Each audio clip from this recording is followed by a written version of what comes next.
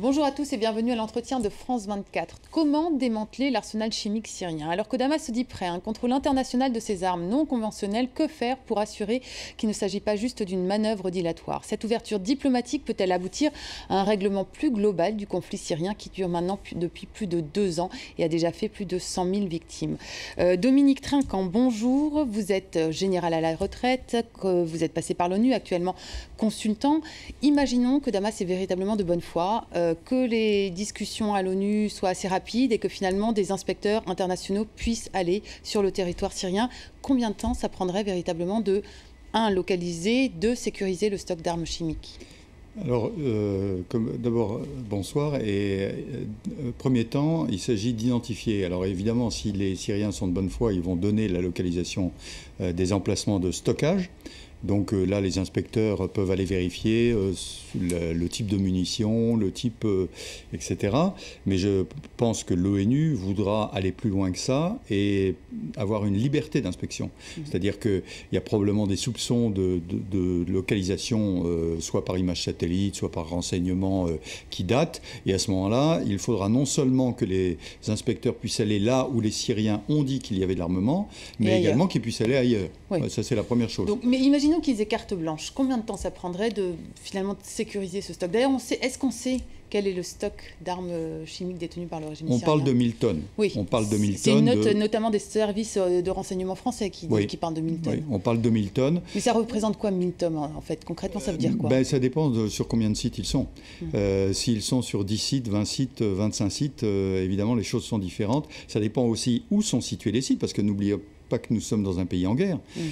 Si un site est situé pas loin d'une zone de confrontation, il faudra que la zone ne soit plus une zone de confrontation pour que les inspecteurs y aillent. Donc j'allais dire, tout ça, on rentre dans un processus d'identification, de vérification, de rapport à l'ONU, etc., qui prend grosso modo au minimum 1 mois. Je ne vois pas en dessous.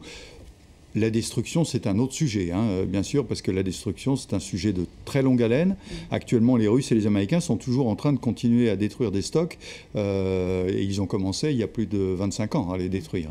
Alors, donc dans le cas le plus positif, les inspecteurs pourraient avoir localisé, sécurisé aussi le stock d'armes chimiques d'ici 4 semaines. Ça, ce serait dans le meilleur des cas. Alors, nous avons oublié une première phase, qui est la constitution des équipes de spécialistes. C'est un détail. Non, c'est pas un détail. C'est pas un détail. Je voudrais rappeler le précédent irakien où il y avait la CCVNU, qui avait des spécialistes qui étaient dedans, où il y avait un roadster. C'était l'équipe des inspecteurs qui était chargée d'aller inspecter en Irak pour retrouver les armes de destruction massive. Il faut des spécialistes, ça ne court pas les rues, qui connaissent le sujet et qui sont disponibles. Donc, vous avez un roadster, vous avez des gens inscrits dessus, vous téléphonez, vous les appelez, vous venez. Aujourd'hui, quel est l'état de ces spécialistes disponibles? Je ne sais pas. Alors, il y a aujourd'hui une institution aux Pays-Bas qui est chargée de l'application de la dernière convention sur la destruction des armements chimiques de 1993, qui comprend un certain nombre de personnes. Le problème, c'est le volume de ces personnes disponibles pour aller inspecter le plus grand nombre possible de sites dans le temps le plus réduit, et puis la sécurité à apporter à ces personnes. Et ça, ce sont des facteurs qui jouent beaucoup sur le temps. Est-ce que vous pensez que Damas est de bonne foi dans cette affaire? Est-ce que vous pensez que vraiment Damas est d'accord pour faire contrôler son stock d'armes chimiques? Alors moi, je crois surtout que les Russes les ont convaincus. Le soutien russe est essentiel à Damas. La proposition a été faite par M. Lavrov, qui a fait ici un coup de maître lundi soir. Suite, il faut le rappeler quand même, à une sorte de malentendu ou d'ouverture faite par John Kerry, le secrétaire d'État américain. On ne sait pas si c'était volontaire ou pas. Certains pensent que tout ça a été écrit d'avance. D'autres, finalement, croient que c'était une bourde. L'histoire le dira peut-être. Voilà, l'histoire le dira. Alors on sortait du G20, il y a peut-être eu des discussions dans les couloirs du G20 qui ont débouché sur le fait que les Américains qui n'étaient pas très très chauds quand même, enfin il y avait une fermeté affichée, mais réticent à une intervention. Voilà, Monsieur Lavrov a saisi cette occasion chronologiquement remarquable le lundi soir, avant que le Congrès ne passe au vote, et Monsieur Obama n'était pas très sûr du vote, donc il retire une épine du pied à Monsieur Obama.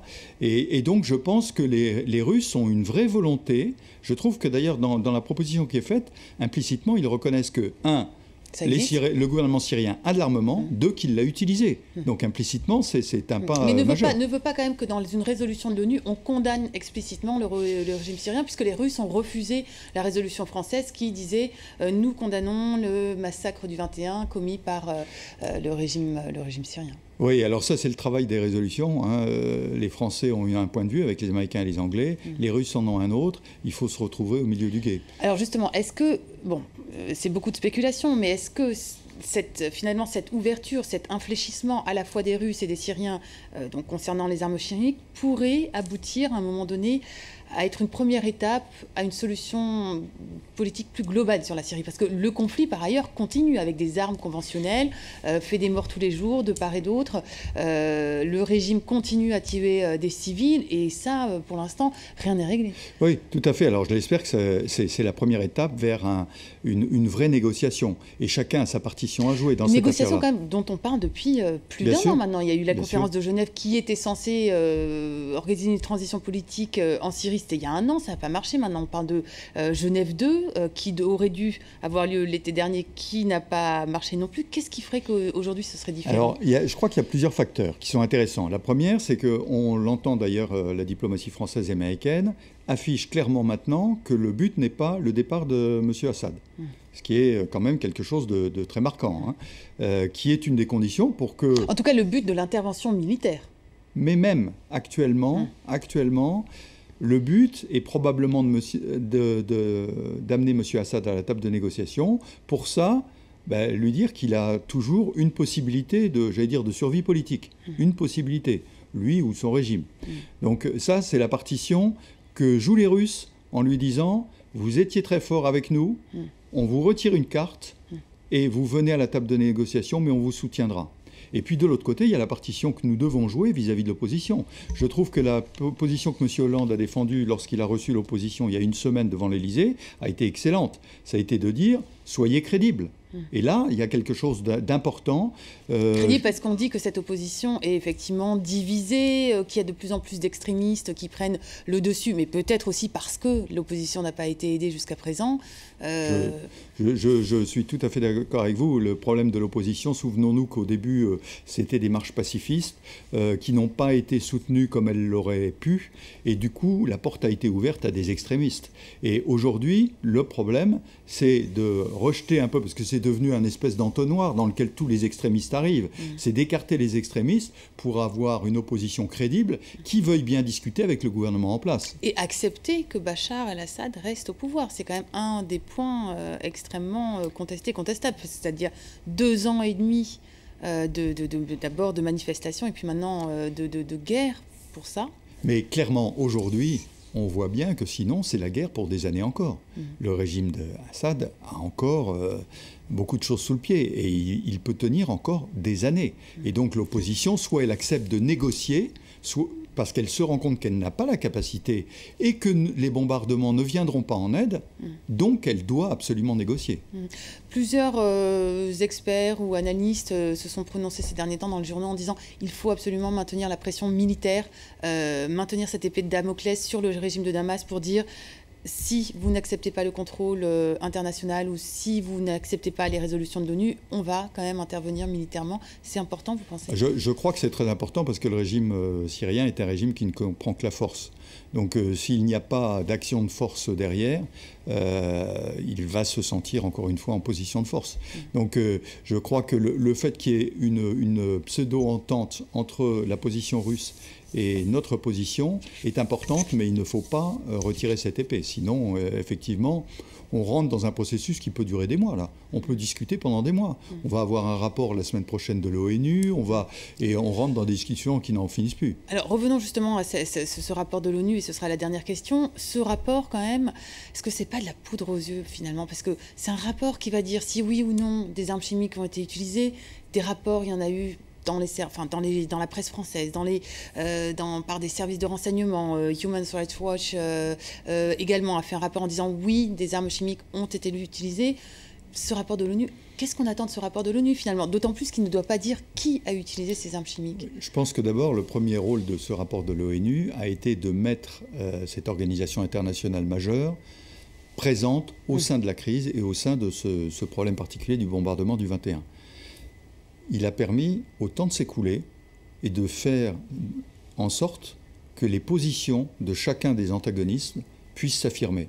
Ça, c'est l'effet principal de ce rapport. Parce que vous avez raison, au bout du compte, on va dire que l'armement chimique a été utilisé, oui, and so what?